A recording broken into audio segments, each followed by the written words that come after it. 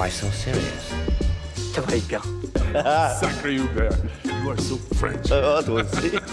À quelle conviction faites-vous allusion, mademoiselle Tatou? Tout le monde peut cuisiner. Et juste là, un petit géranium.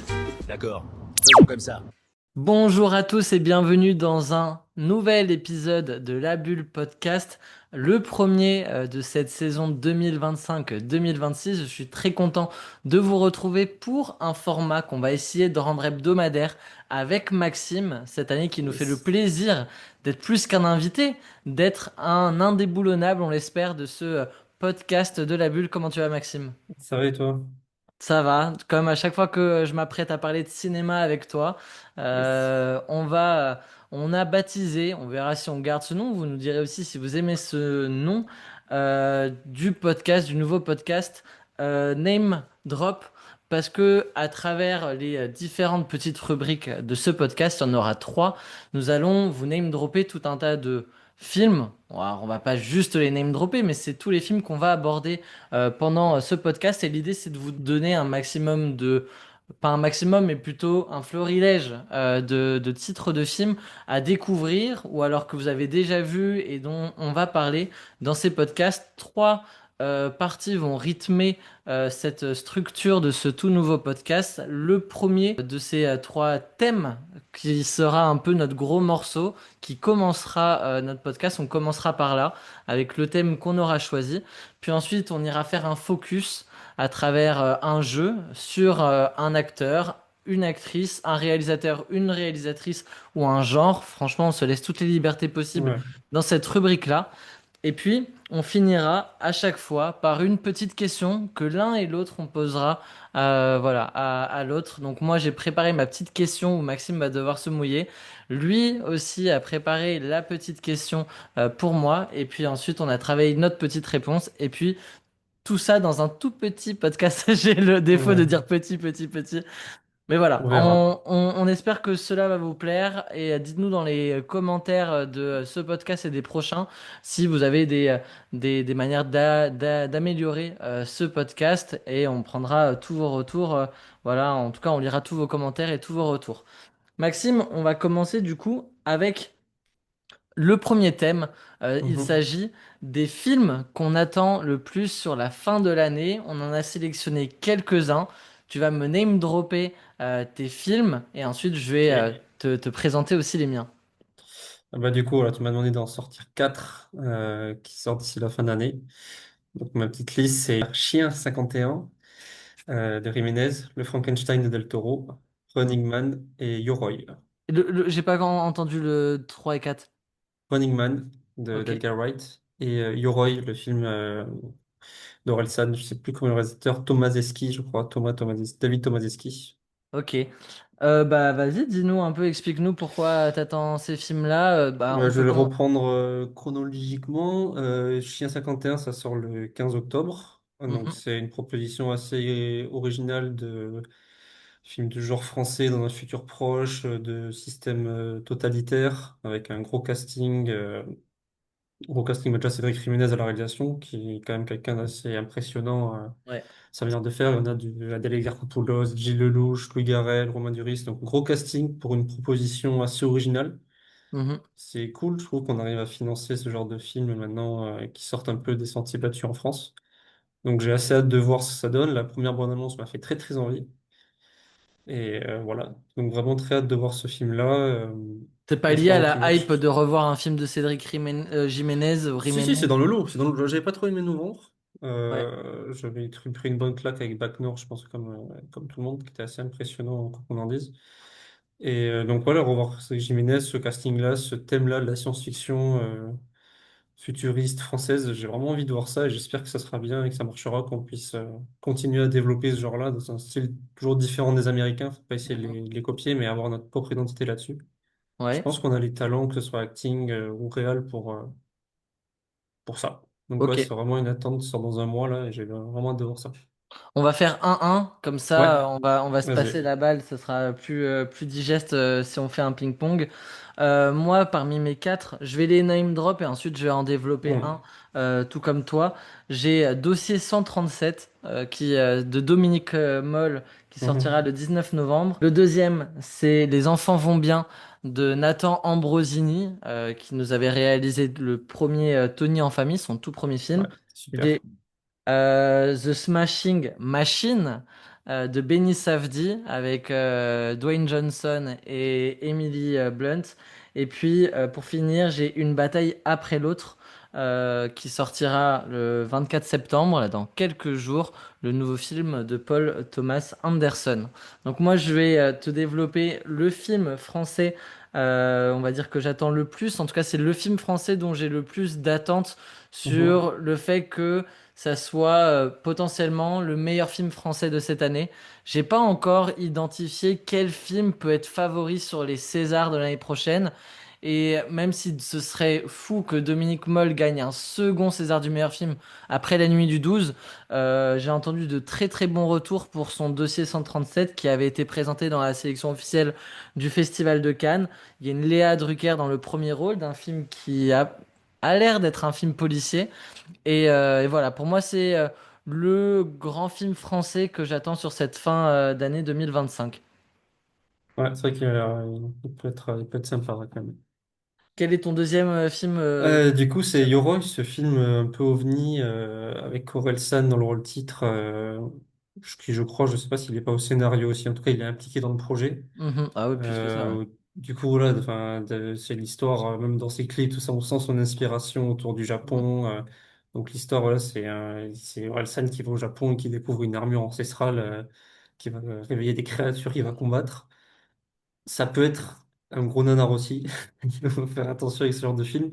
Ouais. Mais c'est très surprenant. Ça fait un moment que c'est annoncé quand même. Moi, j'en avais entendu parler il y a déjà un an. Mm.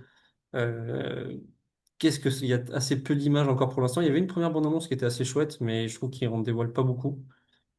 Donc j'ai vraiment très hâte en fait de voir ça. Pas forcément en me disant ça va être dans mon top 10, mais en me disant qu'est-ce que ça nous réserve? Encore une proposition assez originale de film français.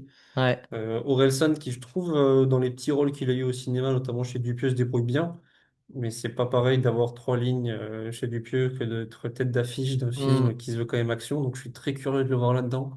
Mm. Ça peut être le début de quelque chose ou au contraire la fin, je pense. Donc ouais, très hâte de voir Puis ce Leroy. il jouera pas son propre rôle comme dans Demain, comment Non. c'est loin. Après, c'est Ça- Aurélien qui s'installe au Japon. Il y a un côté oui, quand même oui. autobiographique. Autoportrait, ouais. Mais voilà, il Autobiographie. joue pas Orelsan. Voilà, donc quand Non. c'est loin. Bon, ça a l'air de ressembler un peu à ces clips-là de Ils sont cool des casseurs Ouais, flotteurs dans cette DA. Euh, exactement. j'attends moi de voir. Ça ressemble un peu à un film de plateforme, cette affiche, tout ça. J'aimerais vraiment voir voilà, des beaux effets spéciaux, des trucs où tu te dis, bon, il l'a sorti au cinéma, c'est pas juste un film de YouTuber 2.0, et il y a vraiment une idée, une volonté de faire un film de cinéma plus que un long métrage, on se fait kiffer, et en fait, on fait la version long métrage des casseurs flotteurs, tu vois. J'attends de voir, c'est On pas sent un le film mec qui sort attendez. de MacWalter là. Non, non, non. Non, non, mais en tout cas, ouais, on verra. Moi, c'est pas trop dans C'est quand mes même. grandes attentes. On verra si je te Non, c'est suis pas là-dessus. forcément. Enfin, c'est une attente dans le sens, c'est un ovni quoi. Ouais, ouais, C'est. ouais. Je sais pas. Toi, le film qu'on a parlé avant, je suis sûr qu'il sera très bien. Je vois à peu près ce que ça Mm, peut être ça. Je me dis, mais où ça va aller? Est-ce que ça va être un grand film ou quoi, un énorme nanar à la Tom Man ouais. et on va se foutre de sa gueule? Je pense pas quand même, mais Mm. c'est intriguant. Je trouve que c'est intriguant d'avoir ce genre de proposition, de cette proposition. Moi, je vais enchaîner avec The Smashing Machine, qui Ok. sortira à la fin octobre. On se posait la question tout à l'heure quand on s'est vu ce Oui, midi, j'ai vu. quand Ouais. est-ce que c'était prévu. Je suis contente de le voir si tôt au cinéma en France, puisque c'est un film qui a fait déjà beaucoup de bruit, qui a reparti avec le Lion d'argent, c'est-à-dire le prix de la mise en scène à la dernière Mostra de Venise. C'est un réalisateur que j'aime beaucoup, Benny Safdie. Autant l'acteur est marrant, mais il joue souvent les seconds rôles dans les films d'Adam Mhm. Sandler. Autant le réal tient vraiment bien sa caméra. C'est le réalisateur d'Uncut Games. Pour ceux qui l'ont vu, moi, c'est un des films de plateforme que j'ai trouvé assez grandiose. Et je pense qu'il serait sorti au cinéma si jamais il n'était pas sorti en plein Covid. Mais en tout cas, c'est vraiment un super film avec une super mise en scène, un super rythme, un vrai thriller. Benis Savdir revient sous la houlette quand même de A24, qui est moi, à chaque fois qu'ils sortent une production originale, ça me laisse souvent sans voix, surtout sur l'aspect mise en scène. Donc renforcé par ce titre-là à la Mostra de Venise, par les images qu'on voit d'un Dwayne Johnson totalement loin des gros blockbusters faciles où il jouait le même personnage et c'était devenu limite un mème ces derniers temps. Oui, il avait toujours sa De... même chemise là. Oui, Exactement. Là, on va avoir vraiment un Dwayne Johnson métamorphosé dans cette histoire un peu de boxeur névrosé qui est tiré d'une histoire vraie. Donc j'ai vraiment hâte de voir ce film. Il a toutes les cases, j'ai l'impression qu'il a tous les ingrédients pour être l'un de mes films préférés de l'année. Donc j'en attends vraiment beaucoup et je j'ai l'ai pas pas envie mis d'être pour, déçu. je l'ai pas mis pour te le laisser, mais c'est aussi une très grosse attente depuis. Ça fait un moment qu'on entend parler de ce film-là, les Ouais. premières photos de Dwayne Johnson qu'on reconnaît pas. Forcément, de voir un mec qui, je considère pas comme un très grand acteur, essayer de faire un rôle plus dramatique, Hmm. dirigé par un des frères Safdie, c'est vraiment très intriguant ouais, comme film. Allez, on enchaîne avec ta troisième attente. Running Man d'Edgar Wright. Mhm. Sinon, j'ai pas vu le. Alors, c'est adapté d'un roman qui a déjà été adapté dans les années 80 avec Schwarzenegger. Là, c'est Glenn Powell, je crois, hein. Voilà, là, il y a Glenn Powell, il y a Josh Brolin, Michael Cera, il y a aussi l'acteur, je vais retrouver ça, Coleman Domingo dedans. Mhm. Au départ, c'est plus pour le retour aussi d'Edgar Wright, qui est un Mhm. acteur que j'aime beaucoup. C'est le dernier, enfin, tous ses films, vraiment tous ses films pour le coup, qui est assez unique dans sa façon de réaliser. Ça va être un film assez grandiose. Glenn Powell, c'est vraiment l'impression de l'acteur montant, alors qu'il n'est pas tout jeune, hein, mais on le voit de plus Mhm. en plus. Bah, gros casting, gros réal, forcément, ça me fait envie. Une histoire qui peut être un peu d'actualité sur une mission de télé-réalité de survie. Ouais. Voilà, ça parle de plus en plus, je trouve, dans ce que devient la télévision ou même par moments YouTube. Donc très très hâte de voir ça. Ça sort déjà le 19 novembre. Et ça faisait, je crois que Last Night in Soho, c'était en 2021, donc ça fait 4 ans qu'on n'a pas vu de film de ce là.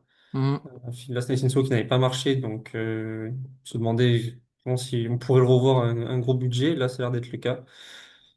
La bande-annonce fait bien envie, le casting fait envie, le réal fait envie. Ouais. Donc je l'avais déjà noté celui-là en début d'année. Ouais. C'était une de mes grosses attentes de fin d'année et j'espère ne pas être déçu.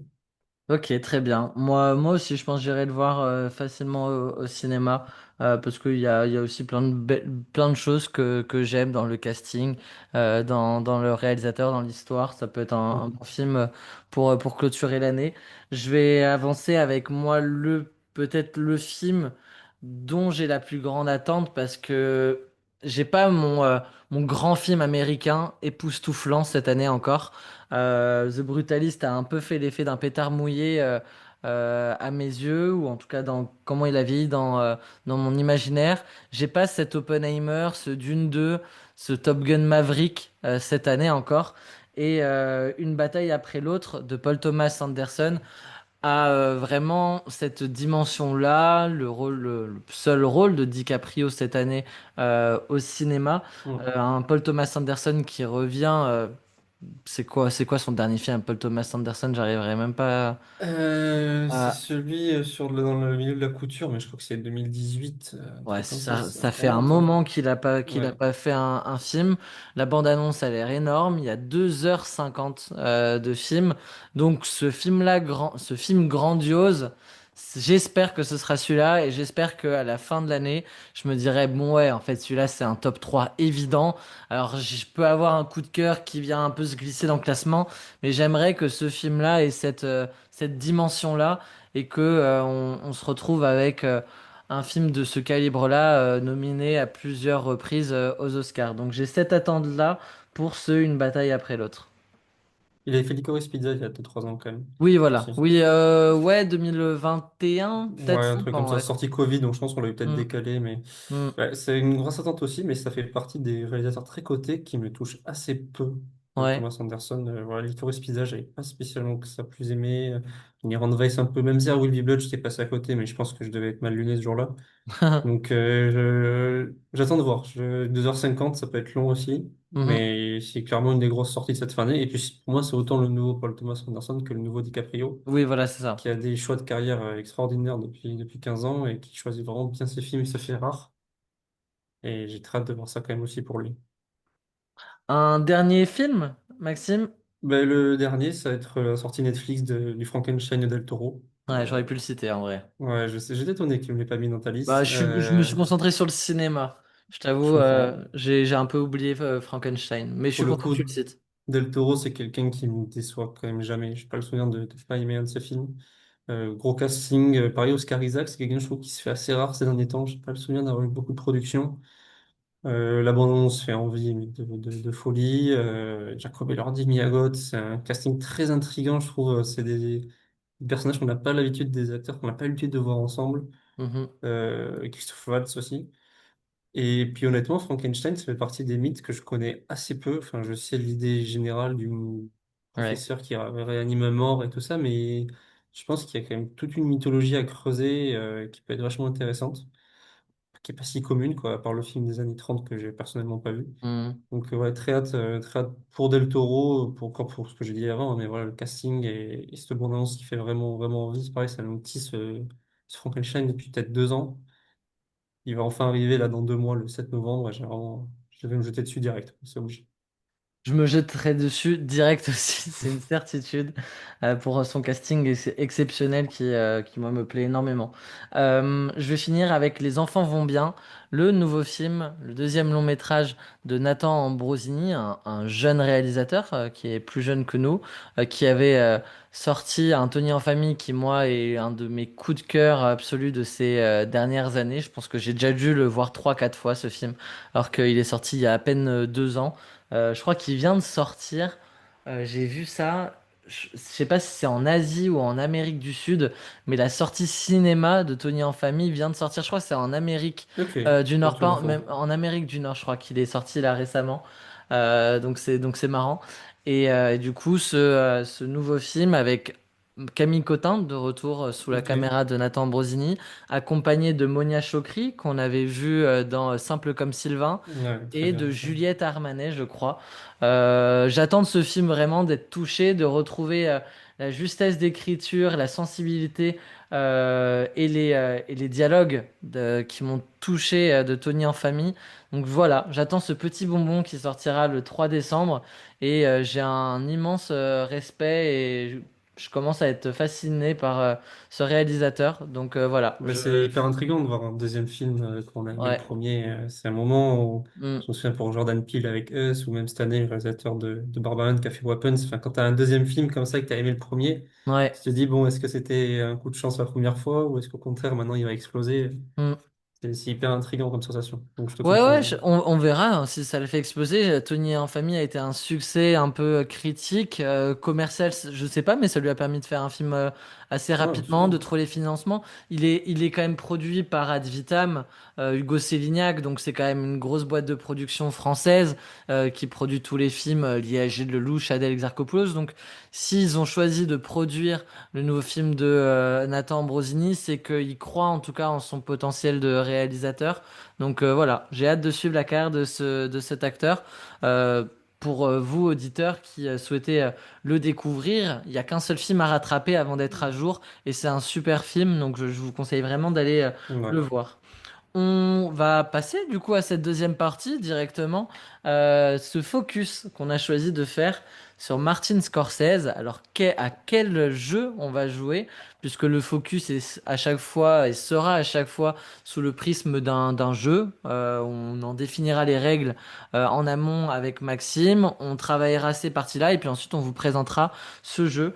On a décidé de faire le jeu de le meilleur, le pire et le sous-coté de la filmographie de Martin Scorsese. Pourquoi commencer par Martin Scorsese? Il n'y a pas forcément d'actualité autour de lui, mais oh, quand bien même qu'il est nominé pour la première fois en tant qu'acteur au Emmy Award dans sa performance dans The Studio. Allez, Incroyable, on peut la mettre, cette petite actualité. incroyable. Mais c'est surtout parce qu'avec Maxime, c'est l'un de nos réalisateurs préférés. Je Ouais. pense Pas que très c'est même original, mais non, voilà. voilà, évidemment. Mais on a vu quand même un bon morceau de la filmographie de Scorsese. Je pense que je dois être à une dizaine de films, toi peut-être un poil plus. Mais voilà, du coup, ça nous a permis de se positionner et de faire un peu ce petit jeu-là ensemble Mhm. du meilleur, du pire. Ça n'a pas été facile de le trouver. Qu'on aime Et le moins plutôt voilà, que qu'on du aime le pire. Ça moins. n'a pas Et de mauvais, hein. le sous-côté de Martin Scorsese, un Mhm. film que vous auriez, vous, auditeurs, peut-être pas, peut-être entendu parler, peut-être pas encore vu. Donc, Maxime, on va commencer par quoi? On commence par le moins bien? Allez, on commence par le moins bien. Ok, alors, c'est dur de trouver le moins bon Scorsese. Encore une fois, il n'est pas mauvais, mais c'est que c'est un film que en plus j'ai découvert assez récemment qui m'a pas trop parlé. C'est La couleur de l'argent, D'accord. avec notamment entre autres Tom Cruise et Paul Newman au casting. Enfin, c'est vraiment le duo qui s'intéresse au monde du Du billard. billard, ouais, c'est Tu ça. l'as vu ce film? Non, j'en ai entendu parler, j'ai lu toute la partie dans son livre, Ouais. la BD, là, mais Ouais. je l'ai pas trouvé sur les plateformes encore. Et qui est un film que, par exemple, j'ai dû le voir il y a un an et demi, j'en ai déjà assez peu de souvenirs, qui m'a vraiment pas impacté, pas trop pour une scène. Je sais qu'il a ses défenseurs et je peux le comprendre parce qu'il a une vibe de son époque, un peu années 80. Il y a ce Tom Cruise plus jeune, tu sais, un très, qui a des rôles à cette époque-là assez Mm, dynamiques, vraiment le petit génie, mais qui est un peu incontrôlable et tout ça, avec Paul Newman en plus en vieux briscard. mhm, C'est que le milieu des compètes de billard et les voir faire des tournées de matchs de billard, bon, dans la réalisation, c'est pas hyper passionnant, je trouve. Ça fait pas trop rêver. Alors oui, il y a un discours bah, qui est intitulé dans le titre avec ce côté l'argent et comment, bah, même si c'est pas un milieu ultra médiatisé, il y a quand même des tournois, de l'argent qui se fait et qu'est-ce mm, que tout ce rôle de Paul Newman qui l'aide, est-ce qu'il le garde avec lui ou s'il va l'envoyer chier une fois qu'il réussit. Enfin, il y a un peu un discours comme ça. Mais voilà, moi, ça m'a pas trop parlé. C'est pas un film que je reverrai, alors que généralement, les Scorsese, ça donne plutôt envie d'y rajouter un coup d'œil. ouais. Peut-être que dans 20 ans, je me dirais, allez, je me refais une chance sur ce film-là un peu plus vieux. C'est peut-être plus un film d'une autre génération. Mm. Mais voilà, c'est mon film le moins bon. J'aime pas dire le pire pour Scorsese, mais c'est le moins bon d'après moi. Très bien. Et Je suis pour curieux de voir moi, le tien. ouais, bah, je te l'ai un peu spoilé tout à l'heure. Alors oui, je vois qui c'est. C'est Silence, qui est sorti en 2016 avec Ouais. un casting sur le papier qui a tout pour me plaire. Adam Driver, Liam Neeson ou encore Andrew Garfield. Le pitch du film au XVIIe siècle, deux prêtres jésuites se rendent au Japon pour retrouver leur mentor, le père Ferreira, disparu alors qu'il tentait de répandre les enseignements du catholicisme. Au terme d'un dangereux voyage, il découvre un pays où le christianisme est décrété illégal et ses fidèles persécutés. Donc, c'est un film, voilà, moi, dans la découverte de Martin Scorsese, plutôt aller, parce que j'en ai vu depuis des années des Scorsese, mais là, après avoir commencé sa BD, j'avais vraiment envie d'avancer sur sa filmo et voir un peu tous les films. Et j'étais surpris et agréablement surpris de retrouver celui-là en 2016 avec un casting bien, bien familier.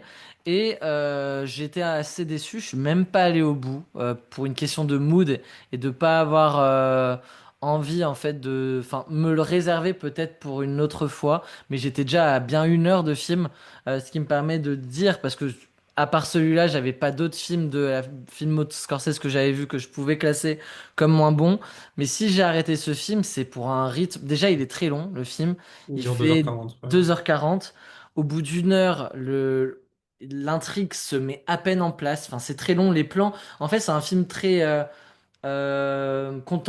contemplatif sur le début, sur la mise en place. Tout le Euh, long. beaucoup Vraiment, on de, fait jusqu'au bout. Il n'y a pas une partie où voilà. ça s'accélère, ça reste dans ce rythme Beaucoup de un peu dialogues planant. et à la fois beaucoup aussi de plans qui sont très beaux, hein. Sur Mhm. l'aspect contemplatif, c'est réussi.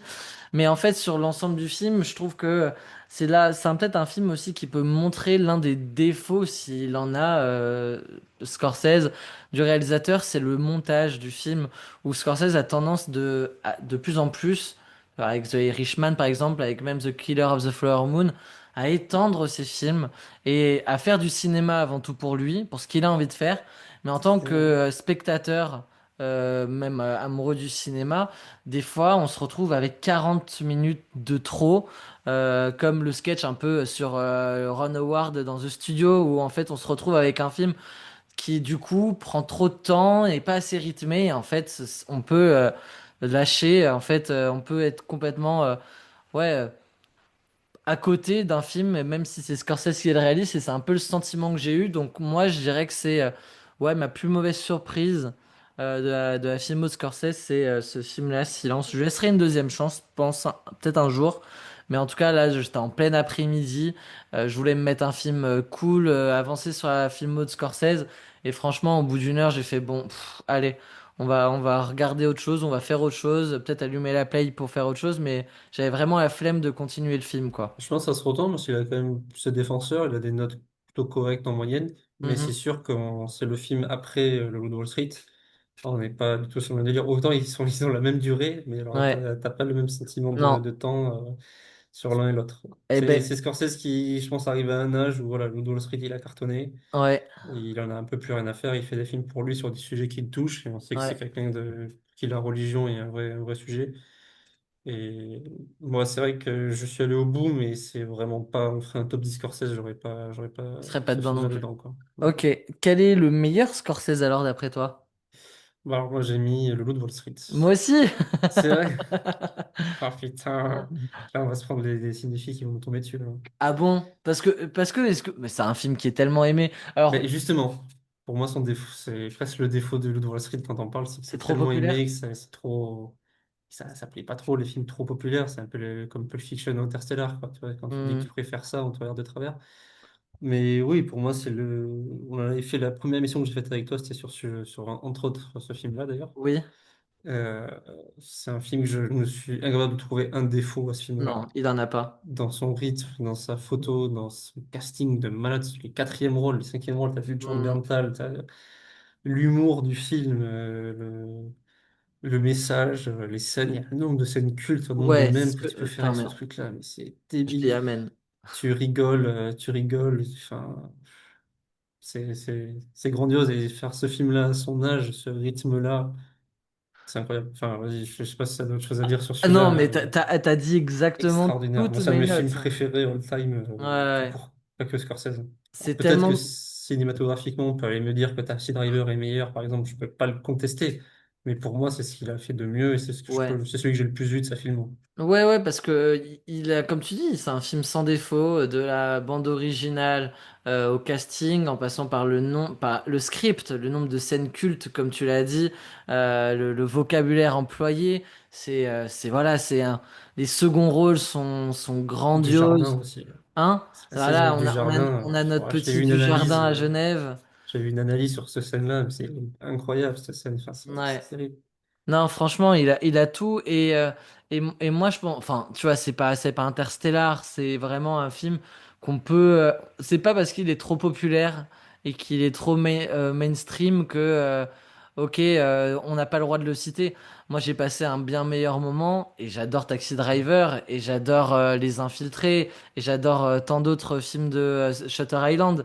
Mais Le Loup de Wall Street est une œuvre, comme tu dis, à l'âge qu'il a au moment où il réalise ce film. C'est vraiment, c'est grandiose. Moi, c'est un de mes films préférés aussi all time. Et du coup, c'est le meilleur Scorsese, selon moi. Mais je pense que c'est pas un unpopular opinion. Non, je pense qu'il a peut-être sa partie, notamment le duo Casino affranchi. Oui, Si j'avais Casino dû en citer Affranchi, un moi, je autre, les ai même pas cités. Je suis un fou. j'aurais dit affranchi si j'avais dû en dire un autre que Ouais. Wall Street. Je pense que j'aurais dit Affranchi aussi.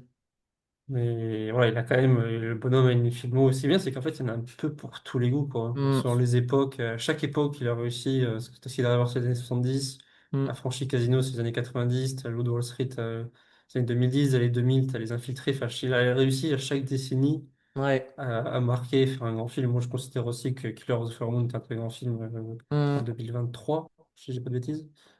Donc, il marque toutes les périodes, c'est ça qui est fantastique avec ce réel, quoi.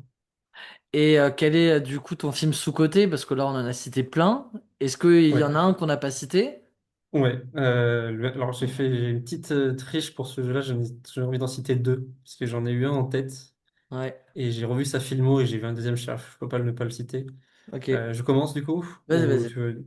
Le premier dont je voulais parler, c'est Bertha Boxcar, qui est, je crois, son deux ou troisième film Ok. de Scorsese, sorti en 73, Mhm. avec un casting, je sais rien, je vous dis les noms, je pense que personne ne les connaît, et qui vraiment va être, déjà, il est assez court, il dure même pas 1 heure et demie, donc il passe très bien, et qui va un peu montrer toutes les obsessions que va avoir Scorsese. On va suivre un groupe de braqueurs, donc le côté un peu gangster, même si c'est pas la mafia comme il a pu la montrer plus tard, mais voilà, de personnes en marge de la société Ouais. qui vont braquer des fourgons, des trains de marchandises. Une histoire d'amour au milieu de ça, il y a eu un nombre de symboles christiques. Voilà, à la fin, ça finit sur un homme crucifié, quoi, donc tu étais en plein dedans. Et ça fait partie, alors c'est sûr, c'est pas son meilleur. Mais ça fait quand même, je trouve, quand je l'ai vu, je me dis, c'est vraiment un bon Scorsese, ça fait Ouais. partie de... Et c'est un nom que... Et pareil, j'ai lu la même bande dessinée que toi, que je n'en avais jamais entendu parler Ouais, j'en ai jamais entendu parler, dans sa non. filmo. Mm. Alors qu'il, je pense qu'il est assez intéressant quand même à regarder. Faut aimer Scorsese et prendre un peu de plaisir à reconnaître son style. C'est Mhm. sûr que c'est pas le plus divertissant, mais c'est vraiment un chouette film à regarder qui a toute sa place dans la filmo de ce réal-là. Ouais. Et le second auquel j'ai pensé quand même quand je l'ai vu, et je me suis dit, c'est vrai que celui-là, on le cite jamais chez Scorsese, c'est Les Nerfs à vif Ok. avec De Niro. Mhm. Que pour le coup, j'ai vu lui il y a peut-être 7 ou 8 ans, mais pour le coup, il m'a marqué, je m'en souviens, contrairement à celui que je citais tout à l'heure, que j'ai vu il y a un an que j'ai oublié, avec un De Niro qui sort d'une dizaine d'années de prison pour viol et agression sur mineur, Ouais. et qui va commencer à revenir dans la vie de, je sais plus si c'est le juge ou l'avocat. Non, c'est son avocat qui a réussi à le sauver, et qui va s'incruster un peu dans sa famille, qui va commencer à traîner autour de chez lui, notamment de s'approcher de sa fille, cet avocat qui a une dizaine d'années. Et du coup, il y a un côté hyper malsain dans ce film, avec un De Niro qui est extraordinaire. Ouais. Et il est assez peu cité aussi, Les Nerfs à vif, Totalement, ouais. alors qu'il est dispo, enfin, moi je l'ai vu Sur sur Netflix à Netflix. l'époque, Il est ouais, sur Netflix il encore, est ouais. toujours. Je crois qu'il est souvent sur MyCanal. Enfin voilà, il est pas introuvable. C'est pas de niche un peu comme Bertha Boxer. Il faut vraiment aller le chercher pour le Hmm. trouver. Et alors que je pense, lui pour le coup, dans le top 10 de Scorsese, je citerai. Et ben, je suis vraiment content de cette partie-là parce que je viens d'ajouter deux films à ma watchlist et je pense que Les Nerfs à vif sur Netflix, je vais pas attendre très Ça va longtemps pas traîner. avant de le voir. Surtout que là, tu Ouais. vois, hein, pendant que tu expliquais, je suis allé regarder et effectivement, il y a des scènes qui moi, me font écho alors que j'ai jamais vu le film. Quand il est de dos avec la balance comme Ouais, le tatouage tatouage, dans le ouais. dos. C'est l'affiche Euh, généralement la enfin, sur scène le où il bus. se marre au cinéma avec où il est comme ça en train de rigoler au cinéma. Ok, je note vraiment ce film. Moi, il va peut-être être plus obvious, mais pourtant, je suis certain que chez la génération à qui on s'adresse, même si on espère qu'il y a des cinéphiles aguerris, des vieux de la vieille, qui auront forcément vu ce film-là, mais je me permets de le mettre dans les sous-côtés parce que je pense que de notre génération, s'il y en a qui ont vu peut-être 5 6 films de Scorsese, ça m'étonnerait qu'ils aient vu celui-là parmi les 5 6 films. Et pour moi, c'est vraiment un film à absolument voir, c'est La valse des pantins. Euh, Ah oui, que ça moi je, oui. moi Oui, je le oui. trouve sous-coté parce qu'il n'est pas forcément souvent cité. Il a Euh, été beaucoup cité à la sortie de Joker. oui, bah oui, parce que c'est l'une Euh, des grandes inspirations. Mais je pense qu'il n'y a pas une personne sur deux qui a fait l'effort d'aller voir hmm. la référence, quand bien même il savait que le Joker, le premier volet avec Joaquin Phoenix, s'inspire grandement du personnage interprété par Robert De Niro, qui rêve d'être une star de la télé. C'est ça, la valse des pantins, il s'agit de ça.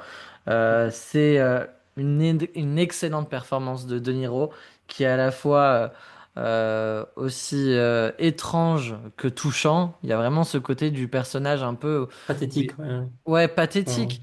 Oui, il a ce côté pathétique, mais il a ce côté, on ne sait pas s'il a une maladie mentale, mais quelque part, il a un truc où il va absolument faire ça, quitte à en parler à ses poupées, à ses pantins, même chez lui, enfin, où il a un faux décor de télé sur lequel il s'entraîne. Et puis, c'est l'histoire d'un mec qui fait tout et qui est prêt à tout pour réussir et pour passer à la télé et avoir son moment de gloire. Et c'est un film très court. Je crois qu'il fait 1h20, 1h30, quelque chose Non, comme ça. j'ai 1h50 sur le À site, j'ai dû voir la 1h50? page qu'on pense Ah pas, ouais, mais je il le est pas voyais bien. plus court. Mais en tout cas, voilà, on est sous la barre des 2 heures. Il Ouais. est disponible sur TF1+, donc sans frais. Peut-être moyennant une ou deux pubs à la con, mais grosso modo, c'est un film que vous pouvez tous voir dès lors que vous aurez écouté ce podcast. Et vraiment, c'est un des meilleurs films de Martin Scorsese. Moi, je Et pense qu'il est je, top 5 à coup sûr, peut-être top 3. Et ouais, et je vous non, conseille vraiment de le voir et de le rattraper. Pour moi, c'est un film sous-coté. je suis totalement d'accord, c'est un des côtés de Scorsese. Et j'ajouterais aussi Jerry Lewis, qui a une performance énorme, Mm. qui est un comique aux États-Unis, qui a joué dans pas mal de comédies, et pour qui c'est un rôle dramatique et très dur et méchant, qui c'est un peu Mhm. le Chao Pantin de Coluche, quoi, pour nous, pour Ouais. les Américains, avec Jerry Lewis. Et donc c'est vraiment ce duo qui marche très très bien entre De Niro et Jerry Lewis. Ça fait quelques années que je l'ai pas vu, La Valse des Pantins, mais il faudrait que je le revoie. Je suis totalement d'accord de son terme de ce côté. Eh bien, on a fini avec nos top 3, avec Non. pas nos top 3, mais plutôt nos 3. Donc, pour résumer, on a tous les deux le Loup de Wall Street comme meilleur Scorsese. Du côté des sous-côtés, tu t'es permis d'en citer deux, Les Nerfs à vif et ton deuxième, Boxcar Bertha. Le Boxcar nom Bertha. est insupportable. Je sais même pas ce que ça veut dire. C'est Et terrible. moi, j'ai La Valse des Pantins. Et puis, côté un peu film, on vous conseille pas forcément de commencer par là. Tu as La couleur de l'argent. Ouais. Et j'ai silence. Voilà pour le focus Martin Scorsese. On va finir, mon ami, avec deux questions. On va se poser Mhm. chacun une question à l'autre. Et puis l'idée, c'est répondre avec un beau monologue en justifiant bien ça. Voilà, pour les réseaux sociaux. Voilà ta réponse à cette question. Je vais commencer avec toi, si Mhm. tu le veux bien. Et je voulais te poser comme question, quel est le spin-off ou le film en lien avec le MCU, le Marvel Cinematic Universe, d'un des super-héros qui a été traité ou pas encore abordé dans la prochaine phase, dans la phase actuelle du MCU, et dont t'aimerais un film dédié à ce personnage. Voilà, comme on a pu les voir récemment avec Black Widow, ce genre de film en fait qui a été traité un peu plus Mhm. tard que d'autres. Mais quel est toi le prochain film comme ça que t'aimerais voir? J'ai bien réfléchi et c'est vrai qu'en plus, Kevin Feige a plutôt teasé qu'après Secret Wars, il y aurait une sorte de reboot de l'univers. Mhm, Donc on peut se permettre de nouvelles entrées. Et j'ai repensé à un personnage de comics que j'ai découvert dans la saga Civil War, mhm, qui n'a jamais été adapté au cinéma et qui, je pense, serait hyper intéressant à approcher. C'est Robert Baldwin, qui a deux noms de héros. D'abord Speedball, puis Penance. Alors, je sais pas comment. Je l'ai vu qu'à l'écrit, donc je sais pas du tout comment ça se prononce, Penance. ok. C'est un jeune super-héros qui a des sortes de pouvoirs télékinésiques, enfin d'énergie, qu'on peut expliquer plus ou moins, mais c'est pas le plus intéressant chez lui, Ouais. et qui va être le déclenchement dans les comics de la guerre civile. C'est-à-dire qu'il est dans les New Warriors, je crois que ça s'appelle ce groupe de héros, qui sont un peu des super-héros très jeunes, qui font de la télé-réalité en même temps Ouais. et qui vont attaquer un méchant nommé Nitro pour faire des vues et tout ça. En mode on a trouvé Nitro, on va aller le niquer. Sauf que le combat se passe très mal et Nitro est dans cette bagarre. En fait, il y a toute une ville qui est rasée et notamment une école primaire était juste à côté qui va tuer tous les enfants, quoi. Mhm, Et le seul, donc forcément, toute la société va s'attaquer à cette équipe de héros et aux héros en général en disant qu'il faut contrôler tous ces super-héros dans la nature et faire ce fameux recensement qui va donc séparer le plan de Iron Man et de Captain America et lancer cette guerre civile. d'accord. Dans ce groupe de héros où tout le monde meurt, sauf le fameux Robert Baldwin, donc Speedball, qui du coup va être découvert vraiment plus tard je crois que c'est dans le top 4 qu'on le retrouve, et va être découvert dans la forêt en fait comme survivant alors que tout a été rasé, il n'y a plus de forme de vie, donc on se dit comment ce gars a survécu. Mhm, Il va être ranimé et ben, ça va être le bouc émissaire de toute la société. C'est-à-dire ça va être pour lui tout ce malheur de cette ville, mhm, c'est lui qui va en être le symbole, celui qui va être le criminel. Et il va devenir un espèce de... Du coup, il va tourner un peu mal, il va faire de la prison, enfin, parce que voilà, il n'est d'accord, pas ok. directement de meurtre, et ça va devenir une espèce d'anti-héros qui rejoindra plus tard les Thunderbolts d'ailleurs. D'accord, ok. Et Retombe sur tes pattes avec voilà. ça. et qui a cette scène dans les comics donc, qui m'avait énormément marqué. En fait, pour contrôler, il se rend compte que son contrôle télékinésique se fait par la douleur notamment. Et il se fait fabriquer une armure avec des centaines de clous dans des zones nerveuses bien précises, qui le fait s'auto-mutiler en fait quand il combat, et du coup le rend de plus en plus fort, plus il souffre. Et je me D'accord. dis que cinématographiquement, tu peux faire un truc de taré avec ce personnage. Alors ce Ouais. serait dark, hein, on n'est pas sur la petite série Disney+, peut-être, Mhm. mais on pourrait en faire un personnage vraiment très très sombre, d'une puissance finalement qui relève de l'écrivain, enfin, du scénariste, parce que Mhm. tu peux en faire plus ou moins ce que tu veux, qui a une backstory hyper intéressante. Alors Civil War est déjà sorti, donc ils ont raté le coche pour l'intégrer là maintenant, mais vu comment enfin comment le MCU a écrit l'histoire, ça ne pouvait pas s'intégrer. Mais je me dis, dans un reboot, pourquoi pas le faire dans une nouvelle histoire? Pourquoi pas juste enlever cette partie liée à Civil War? Ce serait pas le premier personnage Mhm. Marvel qui a pas une backstory parfaitement respectée des comics. Moi, je Oui, demande oui. pas du tout qu'on respecte parfaitement les comics, mais voilà, un héros, un jeune héros survivant d'une attaque et qui voilà, va un peu mal tourner. Il pourrait intégrer du coup les Thunderbolts, qui là dans ces comics sont dirigés par Norman Osborn. Enfin, il y a quand même c'est pas donc une équipe un peu avec Norman Osborn. Il y a plein de choses qui pourraient être faites avec ce personnage-là. Et c'est vrai que faire des reboots et avoir un autre Spider-Man encore, un autre Iron Man, un autre Captain, enfin encore une équipe de X-Men, pourquoi pas, si c'est bien écrit. Mais je me dis qu'essayer d'intégrer d'autres personnages serait bien. Et je trouve que ce mec-là est à la fois badass, violent, torturé, et que ça pourrait en faire soit un bon membre d'équipe, peut-être pas un film solo, mais au moins de le mettre dans une équipe quelque part. Mhm. Quelque part. Et ou alors intégrer les Thunderbolts si tu ne rebootes pas totalement. Question surprise, tu as un acteur en tête ou pas forcément? Là, de suite, non. Alors, faudrait que ce soit un personnage jeune. Je pense que la jeunesse du personnage et son côté, en fait, très foufou, jeune, et comment il tombe dans un côté beaucoup plus dark, genre comme si l'âge adulte lui était tombé sur la gueule et qu'il devait enfin Timothée assumer ses Chalamet? pouvoirs. Je voudrais quelqu'un, non, il a une tête trop gentille. Il faudrait quand même quelqu'un qui a un peu une gueule, peut-être plus un Austin Butler, tu vois, si vraiment on est en wildcard. D'accord, ok. Total, un mec un peu comme ça, plutôt allez, qui joue plutôt le beau gosse au début, tu vois, Mhm. et qui crâne rasé à la fin, Ok, est beaucoup plus énervé. ok, ça marche. Sans y avoir réfléchi, c'est lui qui me vient. Ok, ok, super. Eh bien, très bien, très bien. Belle reco, je connaissais pas ce personnage. On mettra les images et les illustrations Ouais. pour, sur la partie réseaux sociaux pour que les gens voient un peu Il y a des très belles l'univers du planches avec lui, personnage. ouais. Hein? Ouais, Il il y y a a des des très belles belles planches, planches dans le comics avec lui. Il totalement. est assez iconisé. Et du coup, c'est à moi de te poser une question, Monsieur Guillaume. Pause, pause. Là, on est à une semaine, si je dis pas de bêtises, de l'annonce du film français qui va représenter la France aux Oscars. Mhm. Et je voulais savoir, toi qui es un féru de films français, qui en va voir pas mal, et qu'est-ce qui serait pour toi du moins minimum la sélection idéale et peut-être même le film qui devrait aller nous représenter dans ce que tu as vu depuis un an? Ok. À savoir que c'est pas gage de qualité cette sélection. Même si moi j'avais adoré le fait de voir La Passion de Dodin Bouffant plutôt que l'Anatomie d'une chute dans cette sélection-là. Cette année, c'était assez fou d'ailleurs que ça soit La Passion de Dodin Bouffant qui avait été choisie. Et alors que c'était l'Anatomie d'une chute, pardon, l'Anatomie d'une chute concourait de manière totalement indépendante de la Ah bah, France. aux ça a été Oscars. une erreur. Alors, il y a toute une histoire politique, machin ou pas. Moi, sur le coup, j'ai préféré La Passion de un enfant. Ouais. Mais il faut avouer que stratégiquement, Mm, ça a été une erreur d'envoyer ce film-là. mm, Même si je comprends le côté gastronomie française, ouais. tout ça qu'on veut exporter. Mais quand l'autre film part avec deux ou trois Oscars, tu te Mhm. dis qu'il en aurait eu un quatrième pour meilleur film étranger, c'est sûr. Et que ça, ouais, ça aurait permis à la France d'avoir cet Oscar-là du meilleur film Ouais. étranger, c'est sûr. Donc cette année, ouais. Alors j'ai fait en sorte d'avoir quelque chose de possible plutôt.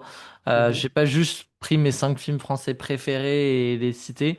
Donc je suis désolé, mais en plus mon film préféré de l'année du côté français, c'est L'Accident de piano. Et c'est un film que jamais je mettrai dans la sélection des 5 films. Pourquoi pas? Bah, je vois absolument pas se faire une place pour aucune raison. J'arriverai même pas à te justifier pourquoi pas les Oscars. mais même en le forçant dans mon esprit, j'arrive pas à concevoir que Oui, l'accident de piano puis. tu vois pas Dupieux sur monter les marches. Putain, moi, je trouve que c'est le film de sa filmo qu'il faudrait jouer. Pas du tout un Dali, par exemple, ou un deuxième acte un peu trop perché.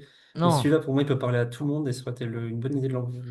Ouais, oui, peut-être sur la thématique. À voir, Mais à vas-y, voir. vas-y. Peut-être tu.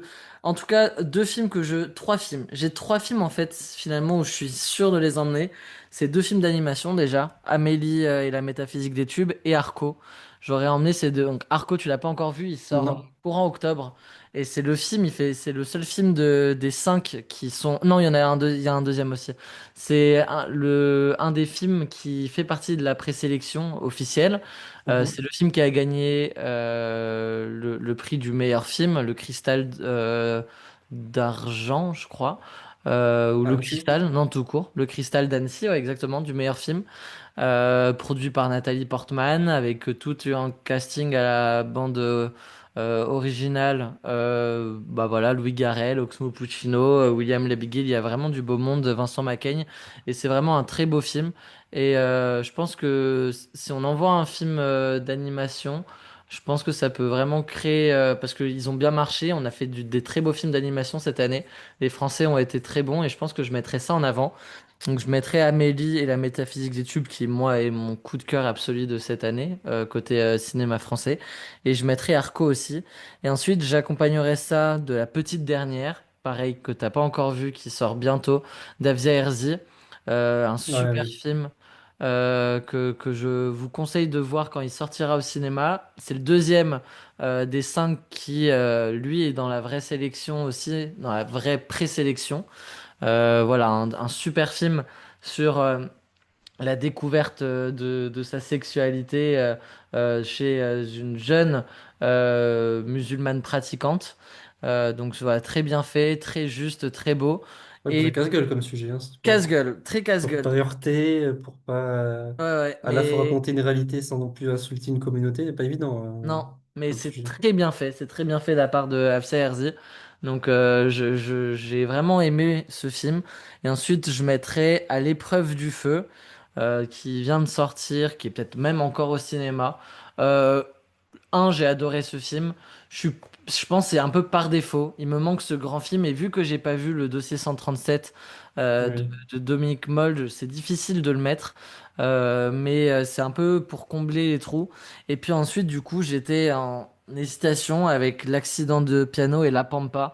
Mais vu que j'ai tellement préféré l'accident de piano, allez, et que c'est ma présélection à moi, je vais peut-être me le Mhm. mettre dans ma présélection. Histoire, parce que c'est vrai que c'est un sujet qui touche le monde entier et pas seulement un sujet de société en France. Ouais. Donc, t'as peut-être raison là-dessus. Tu m'as peut-être à moitié C'est le convaincu. moment d'aller envoyer du pieu que le monde entier découvre du pieu. C'est maintenant. Venez nous C'était pas, contredire de toute façon. c'était pas avec Dali ou Mandibule qu'il fallait faire, c'est là, c'est Non, maintenant. non. Et Il y a on une en... fenêtre de tir, faut la prendre. Donc voilà un peu ma présélection. Ok. L'accident de piano, Arco, Amélie, la petite dernière et l'épreuve du feu. On a déjà fait, peut-être tu n'as pas la réponse, mais des films d'animation dans la catégorie meilleur film étranger. Même outre la France, j'ai pas le souvenir de voir de films d'animation. Flo y était, je Oui, crois, Flo, c'est vrai, tu as l'année raison. C'est de dernière. la merde. Non, non, Flo y était l'année dernière. Là, c'est une bonne chose, hein. Ouais, ouais, ouais. Mais tu vois, je pense que on risque de revoir ces films d'animation conquérir encore une fois indépendamment de la France. Et je pense Ouais. que c'est pas une mauvaise idée de le mettre dans les meilleurs films. Voilà, pour Non, la non, pas du France et tout. d'en mettre un. Ça ferait peut-être doublon, mais quelque part, un film d'animation peut repartir avec le meilleur film. Bah, je crois que c'est Flo qui a deux Oscars. Il en a deux ou pas, Flo? Il a peut-être pas gagné. Là, je me souviens plus, Il a peut-être honnêtement. gagné que l'animation. Faudrait voir. En tout cas, voilà, ma sélection. Ok, ben, elle fait envie. Elle Elle fait fait envie. envie et On voilà. verra. Je suis pas sûr qu'on ait, de toute façon, le gros film qui fasse qu'on soit ne serait-ce que nommé cette Non. année. Moi, Ça risque d'être compliqué. j'ai vraiment peur À part le de... Asia Hein? Hardy, je sais pas comment on le prononce. Afia Herzi. Asia Hardy. Celui-là, peut-être, dans son thème, Hmm. peut peut-être aller faire quelque chose. Je l'ai pas encore vu, donc dur de juger, mais dans ce que tu Ouais. me racontes, ça peut peut-être aller chatouiller celui-là. On en reparlera de toute façon dans les prochaines semaines, je pense, une fois qu'on aura eu ce film-là, et à voir Ouais. si ce film-là arrive à ensuite être dans la sélection de seulement 5 films, je crois, qu'il n'y en a pas 10. Ou peut-être, non, il y en a peut-être 8, peut-être des films internationaux dans les nominés aux Oscars. Je sais plus si c'est... Non, je crois que c'est 5, hein. C'est pas plus, hein. C'est Non, non, ouais, ouais. c'est 5, donc bon voilà, déjà il y a un film qui doit se faire sa place en France, et puis ensuite parmi tous les pays, seulement 5 seront présentés pour être nominés et avoir une chance de remporter l'Oscar du meilleur film international. On finit ce podcast là-dessus, un merci à toi, un grand merci à Avec toi plaisir, Maxime, c'était chouette. et merci à vous de nous écouter, et puis on se retrouve la semaine prochaine pour un nouvel épisode de cette nouvelle série de podcasts. Ciao! Ciao!